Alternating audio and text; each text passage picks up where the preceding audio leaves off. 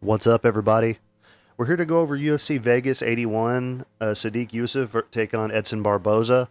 But real quick, man, we don't have any results to go over because obviously we're coming off of the week off, so nothing to talk about there. But please like and subscribe, man. It would really help me out a lot. And thank you to all the new subscribers. I picked up quite a few over the break, and I really do appreciate all you guys. And yeah, so I mean, what I do is I go through, if you're new to the channel, I go through and give out all my picks, and at the end of the video, I give out my bets and my parlays. I give them out for free. I don't charge anybody for anything like some of the other channels do. And if you're not interested in watching my videos, you just want to see my picks and my bets, you can go to my social medias. Instagram and TikTok are both highkick_fight picks, and then there's a group on Facebook, High Kick Fight Picks on Facebook, easy to find. And also this show is available on Spotify, Pandora, iTunes, all your major streaming services as well. If you're interested in checking that out. So I know the videos are better, but just in case. So yeah, man. Unfortunately, if y'all been watching the channel, you already know it's like I have a curse or something, man. Because I'll pretty much. Almost every damn week there's a fight that I put money on that ends up getting canceled or whatever. It happens to me all the time. And they just added this Chris Gutierrez versus Alateng Haley to this cards. And I had a play on Montel Jackson over Chris Gutierrez for this weekend. So that fight got canceled. Unfortunately, that was a one-unit play. But what can you do, man? So, but yeah, I just had to go through and do the notes on this fight real quick before I started the video. I was going to do this yesterday, but had to make some last minute changes or whatever. But yeah, let's get into this card, man. We lost Terrence McKinney versus Chris Duncan. Unfortunately, that'd have been a good fight. Alateng Haley was supposed to take on Ronnie Yaya, and David Dvorak versus Tetsuro Tiara. That got canceled, unfortunately. That was another one that I was going to have money on Tiara there. I don't know why they still have that fight listed. The betting line's up on Bovada. Maybe they just haven't got around to taking it off yet. But yeah, it says here the fight's canceled. So yeah, man, let's get into this card. First up, we got Chris Gutierrez taking on Alateng Haley. And Chris Gutierrez is 32 years old, 5'9" with a 67-inch reach. He is 19-4-2 and 7-2-1 in the UFC. And they don't have lines up for this yet, so I'm pretty sure Chris Gutierrez is going to wind up being the favorite, but they don't have them up yet because they just announced this fight today or yesterday. But yeah, this is pretty good matchmaking, man. I'm a big fan of Chris's. I just went over Chris, in my last video, so forgive me if I'm saying a lot of the same stuff. But Chris's best win, was over Frankie Edgar, but that was a Frankie Edgar at the end of his career, who probably should have retired already.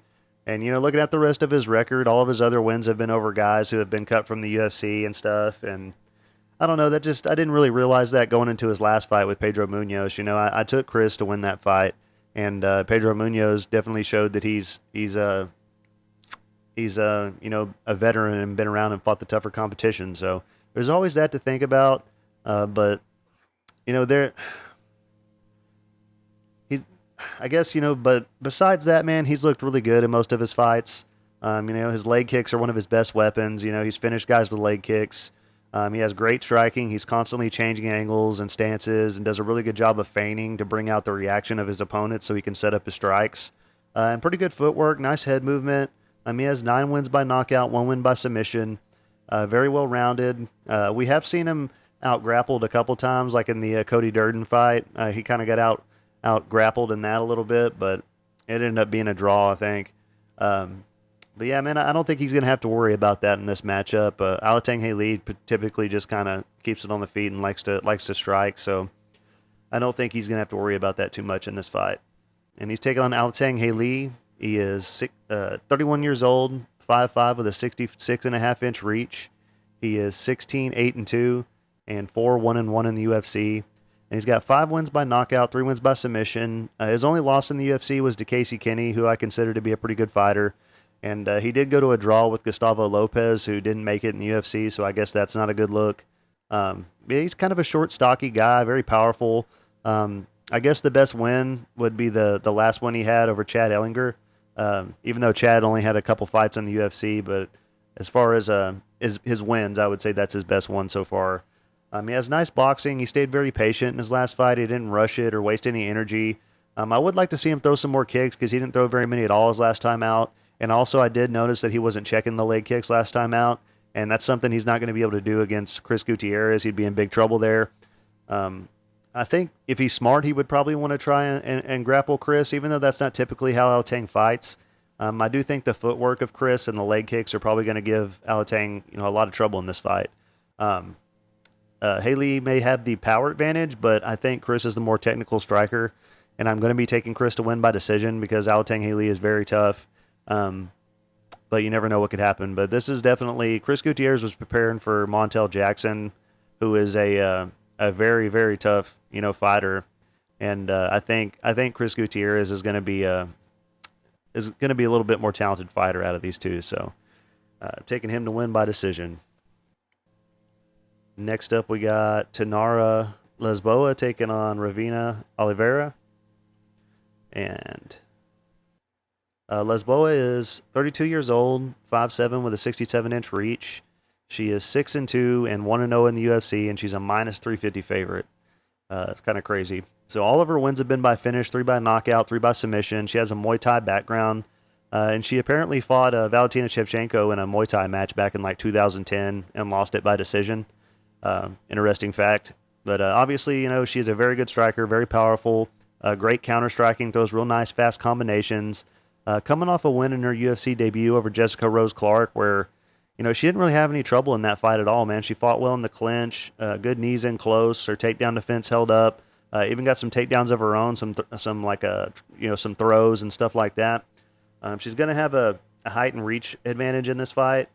She's very accurate with her strikes. She looked real good against, a UFC veteran her last time out. She rocked Jessica several times and then ended up getting the submission, which is, good to see that out of a Muay Thai, fighter pretty much. She looked way more skilled and way more experienced than her record indicates. She showed really good balance with her takedown defense. And, yeah, man, so I'm looking forward to this one. Sorry, I can't talk today. She's taking on Ravina Olivera. She's 26 years old, 5'5". We don't have a reach on her yet. I'm pretty sure that from the 2-inch height advantage that Leboa has, she's probably going to have a reach advantage as well by at least an inch. And Olivera is 7-1-1, and this is going to be her UFC debut. And she's a plus 275 underdog. So, first off, I really like that name, Ravina. It's a cool name. Second, all her wins have been by finish as well. 6 by knockout, 1 by submission, and her only loss was by way of submission. So hard to find a lot of tape on her, man. You have more luck if you search Ravina Kenyodi, I guess is how you would say it. It's Kenoudy. I guess maybe she got married or something, but that's the name that I was able to find more fights of hers with. And other than Olivera, because I guess, I don't know, she must have just got married or something, but fights well in the clinch. Oh yeah, you can find those on YouTube. There wasn't anything on Fight Pass. Mostly everything was on YouTube that I could find on her, and it was just a few fights. So fights well in the clinch. I can tell she's got a Muay Thai background as well. Hard to say much based on the limited amount of tape that I could find on her. Does seem to be a decent fighter, but she hasn't faced any good competition yet at all. She is very powerful. Some of her striking looked kind of sloppy to me. But she didn't seem to be anywhere near as polished of a striker as Leboa is. So aside from having a puncher's chance, I don't think she's going to have any advantages in this fight from what I've seen. But then again, I'm not super confident in that because I was only able to find a couple of her fights, and I wasn't able to find her most recent fight. So it's hard for me to say that's a for sure thing, but I'm pretty sure by what I've seen that Leboa is going to be the more talented striker here and the more talented grappler. But I'm going to be taking Leboa to win by round 3 submission. Yeah, man, I think it's going to look a lot like Leboa's last fight, man. She's going to wear on her and eventually hurt her with the hands and then get her down and get a choke. Next up, we got Darren Elkins taking on TJ Brown. and it's going to be an interesting fight. Still struggling with my decision on this one. Darren Elkins is 39 years old, 5'10" with a 71-inch reach. He is 27 and 11 and 17 and 10 in the UFC. He's a plus 175 underdog, and Darren is known for being just a tough fucking dude, man, that takes a beating and keeps on coming. And he's known for his wrestling and relentless pace. And sometimes he wins fights that he shouldn't, man. Guys gas themselves out trying to put him away, and he ends up getting his wrestling going. He's almost 40 years old now. 7 wins by knockout, 7 wins by submission, but he just never stops coming at you unless you knock him out. And he cuts very easily, which is a bad look for the judges. He's always bleeding, always beaten up real bad. He got beat by Jonathan Pierce his last time out, but that's really no surprise. Jonathan Pierce is very good. He's on a roll right now. The guys that have beaten Darren lately have been real tough guys. Cub Swanson. Who else has beat him recently? He beat Derek Minner. Cub Swanson, Jonathan Pierce. I mean, he's been fighting some decent guys. And I guess, let's look at his record real quick because now that I've been talking about this. He did lose 4 fights in a row. I thought he was done at that point. He lost to Nate Landwehr, Ryan Hall, Ricardo Lamas. He lost to Volkanovski, no surprise there. But he does have some decent wins. He's got a win over Michael Johnson, Dennis Bermudez, Mirsad Bektik, Jeremy Stevens. He lost to Jeremy Stevens. He's fought a lot of tough competition. He's been around a long time, man. So very experienced and great takedowns, man. He's very good at grabbing the body lock from behind and hopping on the back while guys are still standing up sometimes. And he pulls them down into it. As he pulls them down backwards, he wraps his legs around and gets the back. It's pretty sneaky, pretty good little trick that he does. Great jiu-jitsu, man. I wouldn't say he's a great striker. More so, he's just kind of unpredictable and gives guys a lot to think about. But these guys are kind of similar in that at times they both impress me, and they'll have a good fight, impress me, and then they'll come out and have a really shitty performance the next time out. Especially T.J. Brown. I mean, I've gone back and forth on him a lot, but Elkins' best weapons are his pressure, nonstop takedown attempts, and he has very good hand control, wrist control, and very strong body locks. And if he can get that going here, he could definitely win this fight. So he's taking on T.J. Brown. He's 33 years old, 5'9" with a 72-inch reach. He's going to have a 1-inch reach advantage. And he's a 17. Oh, he's also, that's funny. T.J. Brown he's 17 and 10, and Darren Elkins is 17 and 10 in the UFC. I wonder if they did that on purpose. T.J. Brown's 17 and 10 and 3 and 4 in the UFC, and he's a minus 215 favorite. Yeah, so T.J. should win this fight, man. He's the younger guy and all that. He has dangerous submissions, 10 wins by submission, 4 wins by knockout. T.J. impressed me in the Eric Silva fight, and then turns around and looks horrible against Bill Algeo. But he did have his moments in that fight though as well. So he was landing some good shots. At the beginning of the fight, he looked pretty good. He pushes a good pace as well, man. He may be the better striker out of these two guys, but I do think the grappling is going to go to Elkins and the wrestling. And so, I mean, TJ striking looked real good, and he's made lots of improvements. But ultimately, he got out-grappled by Algeo, man, and the same thing happened in the Nuremberg fight. So I think if those guys can out-wrestle Brown, Elkins might be able to as well. Brown does have all the skills. He looks great sometimes, dude, but he needs to put them all together. So I can never be too confident, in picking him or whatever, because we just kind of never know what we're going to get. But I could really see this fight going either way, and in ways, this fight is kind of a favorable matchup for each of these guys. But if TJ can keep it on the feet, he can win this fight. But if Elkins gets his wrestling going, Brown may be screwed, and he may wear on Brown and get him tired and get a submission. I feel like I'm going to look like an idiot no matter which person I pick in this fight, man. So I kind of think TJ Brown's going to win, but I'm so not confident in that I want to pick Elkins. Because this is one of those fights where Elkins could pull it out and get the win, man. So, man. I was going to go with Elkins originally, man. If he can get his wrestling going. I'm going to pick TJ Brown. I just can't. Man, I kind of want to pick Elkins. Now I'll go with TJ Brown. I'll take him to win by no. Yeah. Sorry, I can't make my mind up. uh, I'll take, man, I'm going to take TJ Brown to win by decision.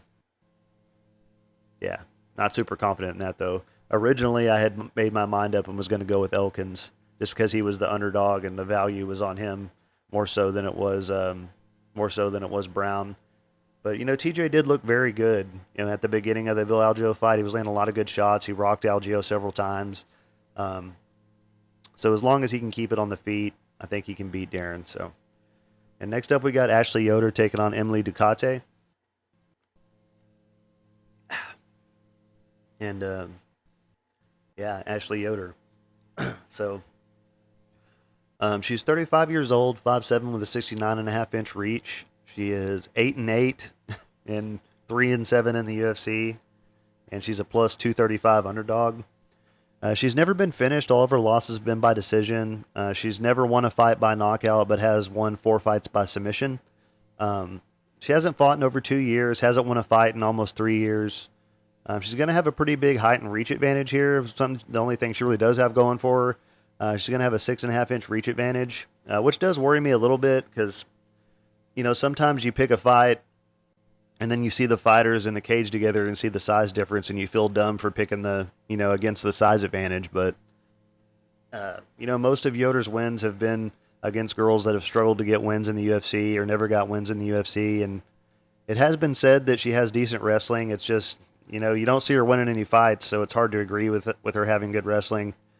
She has good head and arm throws for sure. I've seen her do quite a few of those in the fights that I watched. If she's going to win this fight, she's going to want to use her grappling. She'll need to get the takedowns, but I really have a hard time seeing her getting the victory here.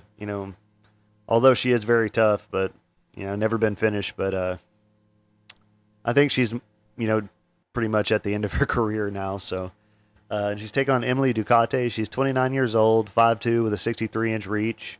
She is 12-8 and 1-2 in the UFC, and she's a minus 300 favorite. And yeah, she made her debut against Jessica Penne on short notice and won that fight pretty dominantly. Impressed a lot of people with that. So they immediately started throwing her in with real tough competition. She lost to Angie Hill, who's one of my favorite fighters and a very talented Muay Thai striker. And Lupita Godinez, who's on a good run right now and has looked kind of unstoppable. So no shame in those losses at all. And, she gave a good account of herself in the Godinez fight as a big underdog, man. She didn't get finished. She was able to keep it, kind of competitive. But she has real nice boxing, 3 wins by knockout, 4 wins by submission. She fought over in Bellator for a long time before the UFC, and she's well-rounded, man. Nice calf kicks, great counter striker. Just kind of picks up the pace slowly as the fight goes on, man. Really wears on her opponents. And, when the fight is going her way, she definitely has a lot of success with the pressure and the calf kicks. I think Duarte is going to be better everywhere here, man. She's been more active. She's faced the tougher competition. And I'm expecting her to get the win here, but I don't think she's going to get a finish. Yoder's never been finished, but I do think she'll win by decision. So I'm taking Ducati by decision. Next up, we got Irina Alexieva taking on Melissa Dixon. And Alexieva is 33 years old, 5'8" with a 66-inch reach. She is 5-1 and 1-0 in the UFC, and plus 120 underdog. Yeah, so going into her last fight against Stephanie Egger, man, I watched the tape and I didn't see anything I really found impressive. I was able to find out that she's a 3-time Sambo champion, apparently has a judo background as well. But being honest, man, what I saw in her fights, was kind of, pretty low-level looking stuff, from her and her opponents she was facing. She was making a lot of mistakes in her stand-up. She was kind of following her opponents rather than cutting off the cage. She was basically being led into punches pretty much. I thought there's no way she's going to beat Egger, but, she missed weight badly for that fight by 4 pounds, so I don't even know if she'll be able to make weight here, but she's pretty big and strong, man. Her striking doesn't look very good. She just kind of throws wild punches and brawls, and does have pretty good ground game. No technique in her stand-up, though, was my, immediate reaction to her fight with Egger. She was just kind of winging punches. And I don't know, man, that fight was kind of weird to me because, Stephanie Egger tapped before the leg was even extended all the way. And it was just kind of a fishy situation for me, man, there. I kind of thought maybe she threw the fight or something, but, maybe not, But either way, I was definitely impressed that Alexieva was able to go out and do that, considering what I saw in the tape, of her other fights. So she made a lot of improvements in the time she was out. Yeah, it was quite a while, man. She was out for over a year, between that fight, her last fight before Edgar, and that fight. So made a lot of improvements. But she's taking on Melissa Dixon. She is 32 years old, 5'7". We don't have a reach on her yet. She is 5-0, and this is going to be her UFC debut. She's a -140 favorite. She has a lot of amateur experience as well, man. So her record's not quite as small as it looks. Very nice boxing, really quick hands. She finished a 7-0 fighter in her last fight, which is pretty impressive. She's going to have the advantage on the feet for sure here with the striking. They're both pretty powerful. I'm not sure who's going to have the advantage with the power, but Alexieva will probably have the better wrestling and grappling with the sambo background and the judo background. I like Dixon, man. I want her to win this fight. She's fun to watch. I'm just not fully confident in her takedown defense and her grappling from what I've seen because she hasn't fought the most very tough competition yet. Dixon hasn't been submitted even as an amateur, so there's that. It's kind of a hard pick for me based on how little we've seen out of these two against good competition. I want Dixon to win, but my brain tells me to take Alexieva with her grappling advantage. But if she has a bad weight cut, it may affect her performance. We just don't know. But at least Alexieva has a win in the UFC, already, even if she did look super sloppy on the feet. I guess I'm gonna go with the value pick here and take the underdog and go with Alexieva to win by submission maybe. And I don't know, man. This is a hard pick as well for me. Yeah, I'm gonna take the value on the underdog and Alexieva on this one. I might not even include this fight in my parlays because I'm not super confident in it, but I'll take Alexieva to win by submission round 2. Next up, we got Edgar Charz taking on Daniel Lacerda again. Sorry, I got to scroll up on my notes. They switched this fight around. It was like the first fight on the card originally. So yeah, Edgar Charz is 27 years old, 5'7" with a 72-inch reach. He is 10-5 and 0-1-1 and 0-1-1 no contest in the UFC. Sorry, can't talk today. Charz is -300 favorite. And this guy made his debut against Tiara, got out grappled like everybody does against Tiara. Edgar's going to have a 2-inch reach advantage in this fight, 4 wins by knockout, 6 wins by submission. He's never been knocked out, but he has been submitted twice. He's a big flyweight, heavy hands, good boxing, nice leg kicks. Does eat a lot of calf kicks, and wasn't checking them very well in the Tiara fight, but I think he's worked on it. He was making a lot of mistakes in the Tiara fight. He kept jumping on guillotines that he wasn't going to get. But if he hadn't been fighting Tiara, he may have had success with those submission attempts. But he was kind of wasting his time doing that against Tiara. He lost his fight on the Contender Series to Clayton Carpenter. His weaknesses in his fights have been his grappling and takedown defense. Has had trouble getting up once he's taken down. But once again, Tiara is a very good grappler. And this is going to be a rematch from the fight that Charz was winning that fight pretty dominantly, and he had a choke in, and the ref stopped it, thinking Lacerda was out, and he wasn't. I don't expect Lacerda to be trying to wrestle, nor do I think his wrestling is good enough to keep Charz down. I expect Charz to have the cardio advantage, which will probably play a big role in this fight since Lacerda has notoriously bad cardio.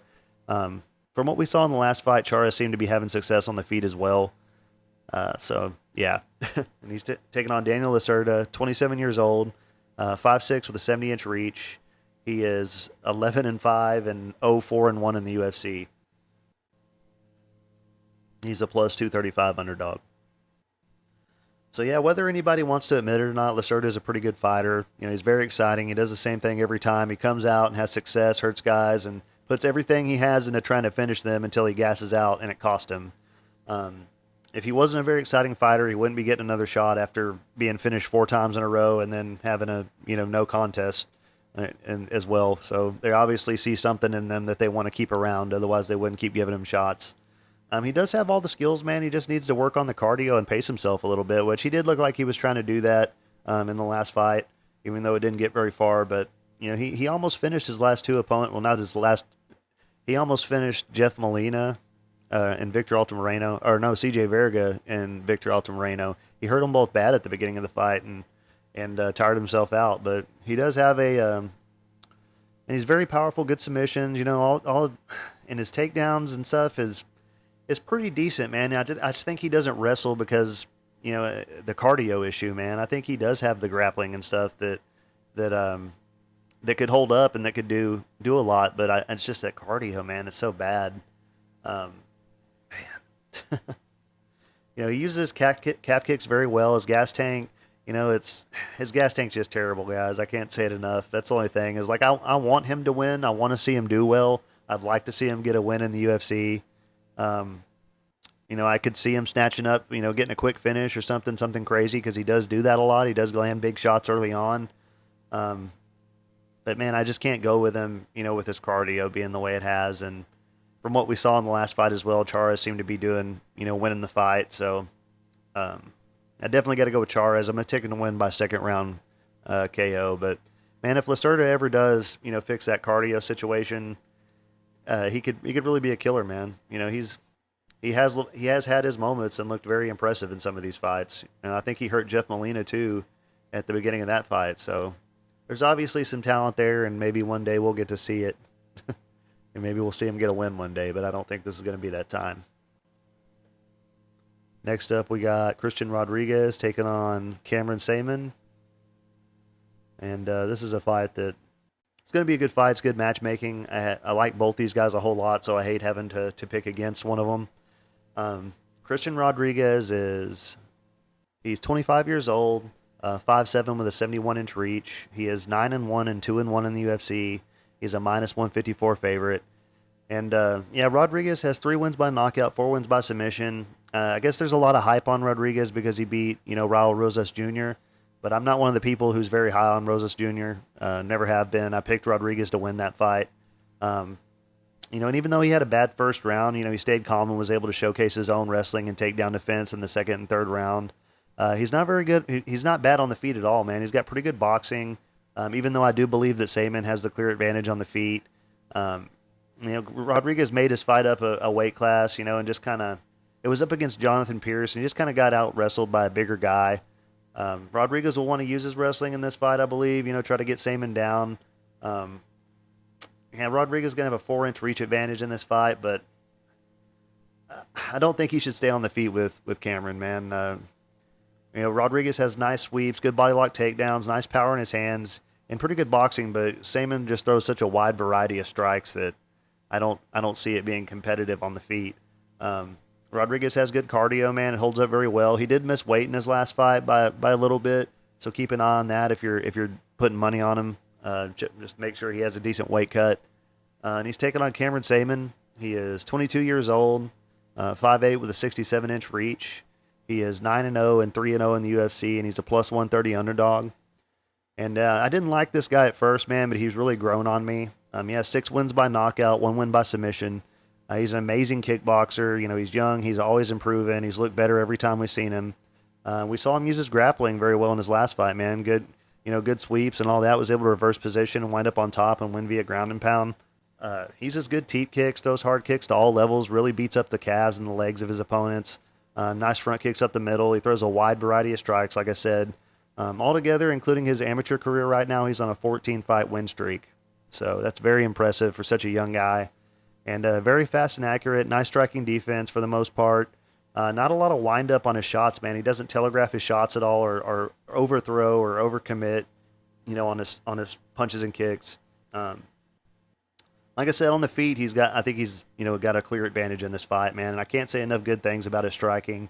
He mixes his attacks up very well, goes to the legs and the body, just as much, if not more, than he goes to the head with the strikes. So he has a very nasty guillotine choke. He uses it to sweep a lot and get up on. I think he used that on Terrence Mitchell.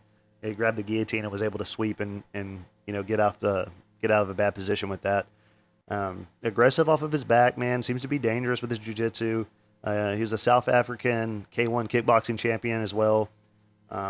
This fight really just comes down to, man, if Saaiman can keep it on the feet or not to me. And I'm going to say that he can, and I'm going to say that he's going to win this fight on damage. And I don't see him finishing Christian Rodriguez. I do think Saaiman will win by decision. But this is going to be a good fight, man. And it sucks that one of these guys is going to lose.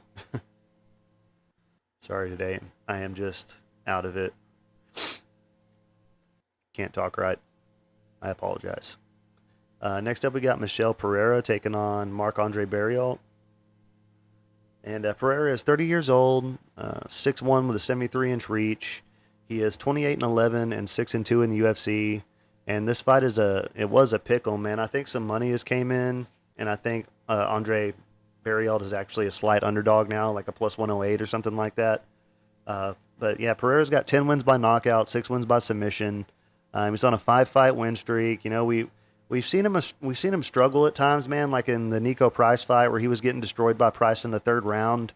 His cardio has looked questionable at times, and his last win was a split decision win over Santiago Ponzinibbio. But he's going to be moving up to middleweight here, man, and I'm not sure if it's a good or a bad thing. You know, he was a big welterweight, and that really helped him out a lot at 170. There's no telling how he's going to look at 185 with guys that are more his size, man. And he does show a 94% takedown defense according to UFC.com. Hasn't really gotten any finishes lately, man. It's been quite a while. It's kind of that crazy Capoeira style. Lots of big movements and spinning attacks, jumping attacks. Very heavy hands, man. And like I said, his cardio has not looked good. He seemed to be pacing himself a little bit better, but he definitely was slowed down in the Ponzinibbio fight. At times, he has nice footwork. He moves laterally a lot. Very good at creating angles. Very unpredictable. Always bouncing and moving around, and just kind of stays out of the way of the big shots for the most part. Which probably is a reason that he has a little bit of issue with cardio because of all the bouncing and moving around he does the entire fight. And he also struggles a bit when guys are constantly pressuring him. And it kind of seems like no matter how much he paces himself, he gets pretty tired anyway. Maybe that's why he's moving up to 185. I'm not really sure. It doesn't completely make sense to me why he's moving up to 185 because, with his last fight, he just got himself into the top 15 at welterweight. So it's weird that he's moving up a weight class. And I don't know, but he throws real tricky kicks, man, and knees. He's really good with his knees in close. Very explosive, very athletic, man. And this is a crazy fight because, we just don't know what he's going to look like at 185. So he's taking on Marc-Andre Barriault. He's 33 years old, 6'1" with a 74-inch reach. He is 16-6 and 5-5 in the UFC.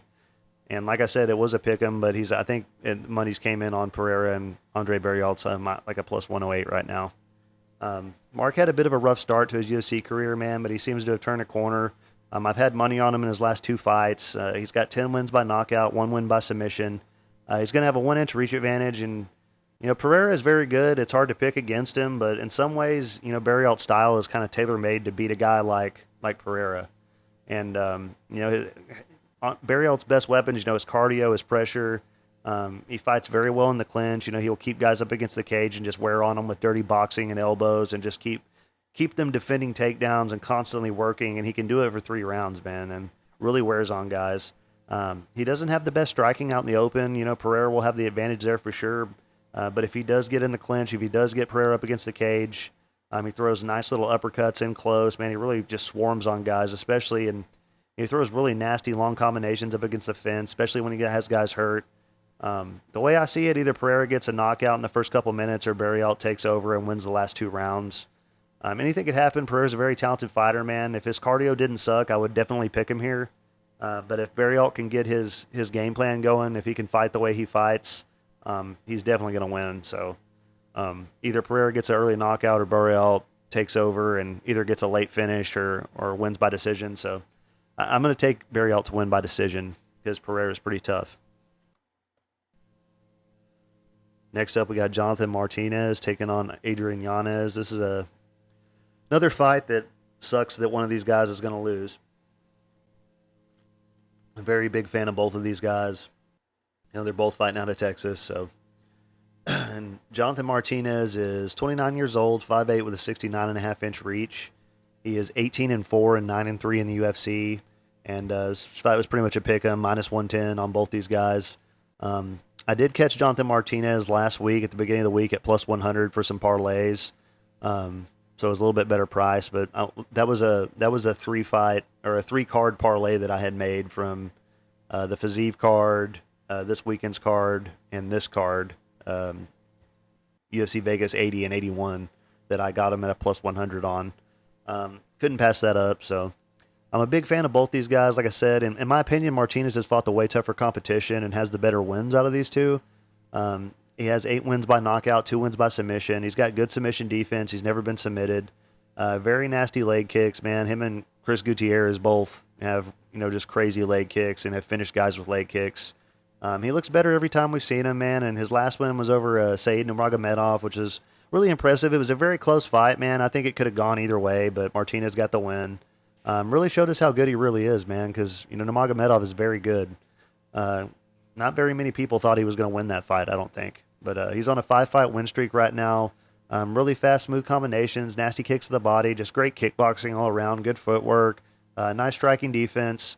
I think he's the more well-rounded fighter out of these two, man. I think he has the better kicks, and if he wanted to, I think he would probably have the better grappling. But just because we haven't seen as much of that from Yanez yet, Martinez stays very calm, man, and that's how he was defending all those chokes in his last fight, man. He just stayed super calm and was able to defend those chokes from Nurmagomedov. And he's got great cardio, man, and he pushes a really good pace. And this is going to be an interesting fight, man, because both these guys are very talented strikers. And he's taking on Adrian Yanez. He's 29 years old, 5'7", with a 70-inch reach. He is 16-4 and 5-1 in the UFC. Like I said, minus 110 on both these guys. Big fan of Yanez, man, and Yanez has great boxing, 10 wins by knockout, 2 wins by submission. But besides the Davy Grant fight, which a lot of people thought Yanez could have lost that fight, it was very close. All his wins in the UFC have been over guys that, not the best competition, man. Guys that, haven't stayed in the UFC or couldn't get wins in the UFC. Tony Kelly, I think, had, 1 or 2 wins in the UFC. Randy Costa got knocked out several times, and I don't think he's in the UFC anymore. And Gustavo Lopez didn't make it in the UFC. So there's that to think about. But, it's kind of a really big jump up in competition to go from fighting Tony Kelly to, Rob Font. So it kind of showed, a little bit. Man, maybe he should have gotten a few more fights, before that.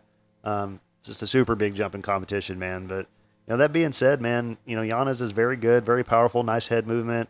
Up until his last fight, nice head movement. But, nice counters, real good at moving in and out of the pocket, very good at making the reads and adjustments, to put out a lot of volume, man, and very accurate. And, this fight could go either way, man.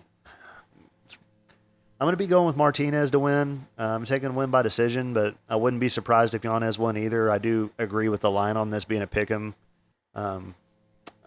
Yeah, I won't be betting this one straight up, but it is mixing some parlays. But I'm going to take Martinez to win by decision. He's very good at kind of staying on the outside and outpointing guys, so we shall see, man. And here's the co-main event. Jennifer Maia taking on Viviane Arroyo. And Jennifer Maia is 35 years old, 5'4", with a 64-inch reach. She is 21-9-1 and 6-5 in the UFC, and she's a minus 150 favorite. I think she's actually a minus 155 now, last time I checked. Maia's been around for, the top of the division for quite a while. She's fought for the title before. She has 3 wins by knockout, 6 wins by submission. She's very well-rounded. She used to compete in Muay Thai competitions and stuff like that. She does have dangerous submissions. Even though she's only had 1 finish in the UFC, she has looked very good, man. She beat a really tough 9-0 fighter in her last fight. Who was that? Casey O'Neill? Yeah, Casey O'Neill. Who's very tough, man. And she won that fight everywhere, man. Everywhere the fight went, she was throwing more than 1 punch at a time. Almost every single time she engaged, she kept throwing the jab, uppercut, left hook combination. She was landing a lot with that. She out-volumed her opponent, man, and was using nice side-to-side movement. She never stood still in front of her opponent to be hit. And if she stopped moving her feet, she was moving her head, dipping it off to one side or the other. Man, she looked very good. Great cardio. She was rolling with punches well. She looked better than ever, really. I was really impressed, and I thought O'Neal was going to win that fight. So, which is cool to see, late in Maia's career, man. And if she comes in and she looks like that in this fight, I think she can definitely get the win here. And she's taking on Viviane Arroyo. She is 36 years old, 5'4", with a 68-inch reach. She's going to have a 4-inch reach advantage. She's 11-5 and 5-4 in the UFC, and she's a plus 123 underdog. And I find it a little weird that Maia, who's on a 2-fight win streak, is fighting Arroyo, who's lost, her last 2. maybe Maya just wanted to fight and took the fight with whoever or whatever. But Rio has 3 wins by knockout, 4 wins by submission. Honestly, not really any super impressive wins on her record in the UFC. Her best win is over Andrea Lee, and Lee almost knocked her out in the first round. Caught her with a good punch and dropped her. She is super tough though, man. Nice Muay Thai. She may have she may have the power advantage in this fight between these two. Great calf kick. Sorry, I cannot talk today. She struggled with the grappling in her last fight. She's never been submitted, but she did get controlled. She got controlled by the majority of the fight in her last fight, and that's how. Did she get submitted? No, she didn't get submitted. It was by decision. But yeah, she got controlled on the ground quite a bit by Amanda Ribas. And she usually does pretty well early and just kind of fades as the fight goes on, man. And she is very good, man. I just think Maya is better everywhere here. And yeah, I'm gonna be taking Maya to win by decision. That's because Maya's only finished one person in the UFC out of 9 fights. So yeah, Maya by decision. We've got the main event: Sadiq Yusuff taking on Edson Barboza. Sadiq Yusuff is 30 years old, 5'9", with a 71-inch reach. He is 13-2 and 6-1 in the UFC. He's a minus 175 favorite. He's got 6 wins by knockout, 1 win by submission. His only loss in the UFC was to Arnold Allen, who's very good, man. Arnold Allen's a very tough guy. Sadiq's got he's a very good striker, man. He's younger. If he has any weaknesses, it would be really against good grapplers or wrestlers. But for the most part, he's got a very good Muay Thai striking, man. And he hasn't really fought anyone that's been able to get him down or keep him down. We haven't seen him go 5 rounds before, so that's something to think about here. But I'm pretty sure by the way he looks in 3-round fights that he could do the 5 rounds pretty easily. Yeah, just a very talented striker, man. And even though, let's take a look at his record. His last win was over Don Shanis, who was making his UFC debut, and he went out there and just showed that he's a very talented UFC veteran. That he went out there and got a choke in the first round pretty easily. Before that, he fought Alex Caceres, lost to Arnold Allen. He beat Andre Fili, Gabriel Benitez, Shimon Moraes, Mike Davis on the Contender Series. So yeah, I mean, he's on a good run. Obviously the toughest guy he's fought, Arnold Allen.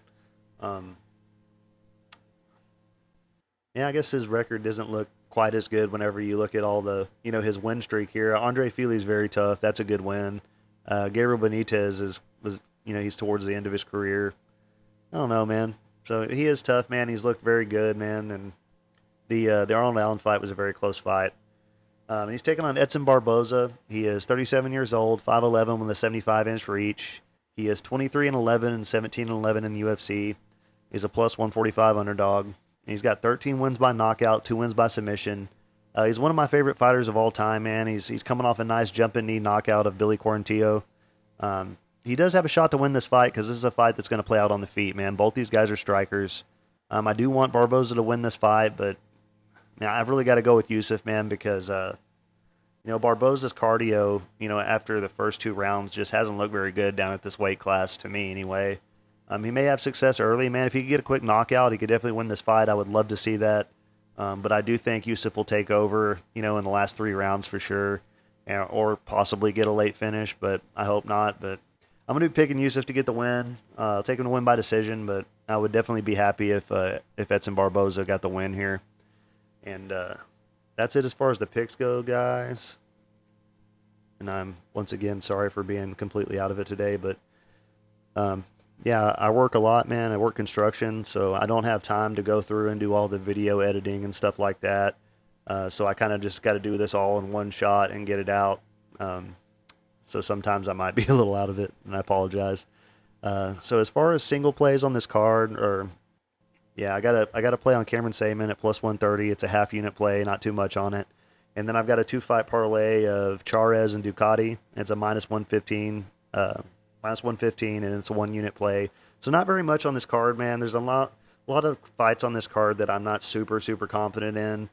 Not a lot of fights that I really want to attack. I mean, I guess honestly, normally I would say I probably should have bet Sadiq Yusuff, but I don't like betting against one of my favorite fighters of all time. So, but as far as that goes, then I got my parlays here, which there's not that many fights on this card, so I think there's only like 10 fights on this card, or maybe 11 now. As far as my first parlay, I got Charz, Ducati, and Seon. That's a plus 305, and then I added Martinez and Barrialt to that, and that's a plus 1500. And then I added Maya and Yusuff to that, so it's a 7-fight parlay. I didn't put them all on here, and that's a plus 4045. I probably will be adding, Chris Gutierrez to one, and doing a Hail Mary, closer to the fight when they add it. But as far as what I wanted to mess with, this is pretty much it on this card. So and y'all know I don't ever put too much on these big parlays, and for like $50 or on each one or whatever. So, but yeah, man, that's it for me this week, guys, and I do apologize once again for being a little bit out of it today. But I like to get these videos out early for you guys. I like to help y'all get on the lines early and whatnot. So, man, I really do appreciate all you guys. Please like and subscribe. Thank you all for caring about what I have to say. And y'all have a good one, man. I'm out of here.